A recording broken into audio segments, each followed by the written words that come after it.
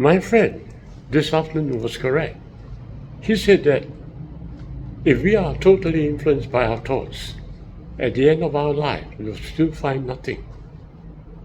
We may be thinking that we are something because of the thoughts that we have filled in our mind. We thought that we are something. But right there at the level of death, we faced the eventual cessation of everything. There is nothing. We have only been deceiving ourselves. That's why it's so pertinent on my part to reach out to the tree of life that lay beneath the level of thoughts. That's right. And to lay hold of life, to lay hold of the soul of the I Am.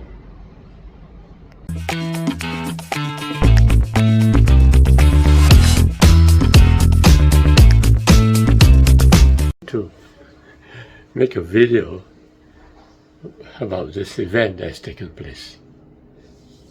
For the last few days, I took two actions to two people. It's not because that they deserve to be forgiven, but rather because I realized that I should look at things in their perspective, and I should consider them having done no wrong to me. And why I did that? Because we all live in one world, and therefore nobody could have done anything wrong to me because since everybody is one with me, how can there be any wrong done to me? So, and even if there was a wrong, it's all forgivable. And I did to two persons. I forgive to two persons. Not just forgive, I consider them having done no wrong to me. And the remarkable thing of it is that what happened next was so miraculous. One of them felt so guilty and apologized to me. Another person felt guilty as well and opened a conversation with me. I can't believe it. What exactly happened? I said something very interesting earlier in this video. I said they have done no wrong. And how can they do wrong to me? It's because they are one. And I think that's the point. If I use my left hand and beat me, would I have done wrong to me? If I use my right hand to beat my left hand, would I have done wrong to me? I'm just wondering to myself. So there can hardly be any wrong done by another person to me. And the reason why most of us will feel wrong, because somehow we lived in a split world. And that gives that feeling that somebody else is unkind to me. But the truth to me is that somebody else is actually the other part of me. So how could I be wronged by them? When Adam and Eve had the apple, suddenly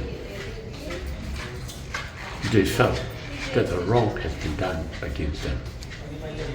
Adam was blaming the Eve and said that the woman you gave me the fruit to eat. There was a kind of accusation by Adam. The woman, when she was accused, what did she say? She said that serpent enticed me to you. Everybody is accusing everybody. How come? But it happened after the act, the fruit of the knowledge of good and evil. You see, the fruit of the knowledge of good and evil represents thinking. And so when they add the fruit of knowledge of good and evil, they began to think logically between good and between evil. So this thinking process was a problem that Adam and Eve had. Suddenly they were starting to accuse each other for what they feel was wrong with themselves. God was not accusing them. No, it was they themselves accusing themselves. They themselves thought and invented the word called sin. And ever since that day, they have been running away from sin, the sin which they invented in their logical head. What a joke it was. But then, I want you to know something very interesting. The tree of life, where was it? According to the Hebrew text, the tree of life is actually inside the tree of the knowledge of good and evil. It was inside. So you have to grapple with the tree of the knowledge of good and evil before you can lay hold of the tree of life. So that's the key problem and the solution. What you need to do is overcome your thoughts, get inside your thoughts, and begin to hold on to the tree of life. And there you have the solution. And as I said in my video, getting inside your thought is actually observing your thoughts. You can't get inside your thoughts unless you are actually observing your thoughts. And that I explained in my other videos. So that's the idea behind it. That's what I have been doing all these years. Observe my thoughts so that I can get inside the duality of thoughts and discover the tree of life, which is the soul. I was talking to a friend this afternoon. This friend of mine is quite enlightened when it comes to thoughts. He says that, you see, that's the problem. Actually, all of the problem of mankind is the thoughts itself. So, if we throw away thoughts or don't lean on to thoughts, we'll become happier people. Actually, thinking or having all these thoughts cause so much worries, and people have used those thoughts to entice us with solutions. And thoughts are actually kind of like called worthless. I agree with him. The only thing I didn't agree with him was that there's a solution. Thoughts do not have to be overwhelming on us. If we can go beneath the thoughts, as I've done in my life, I observe thoughts. And when I observe the thinking process that's taking place in my mind, I overcome the influence of thoughts and discover the tree of life. You see, the Buddhists were right. They say that thoughts is the problem, and we mustn't attach ourselves to the thoughts. We have been thinking too much. So the solution was, don't think. So the Buddhists had recommended that as a solution.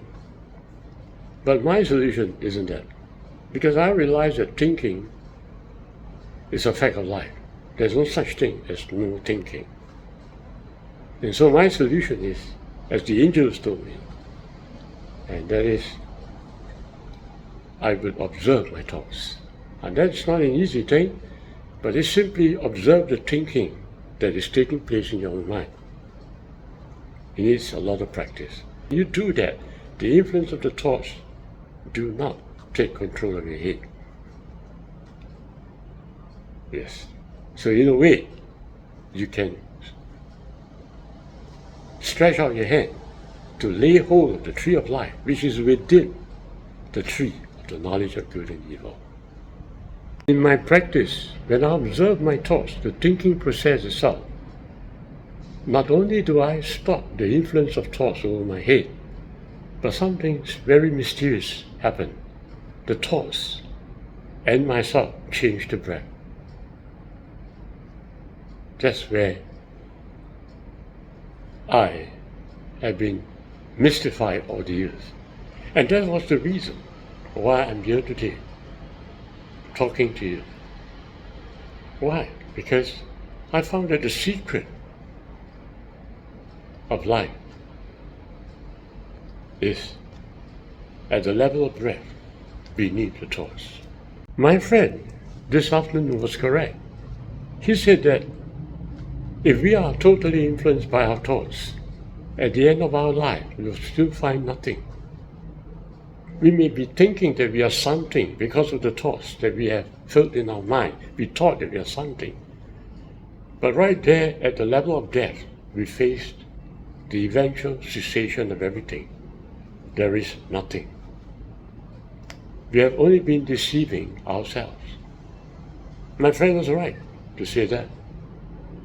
That's why it's so pertinent on my part to reach out to the tree of life that lay beneath the level of thoughts.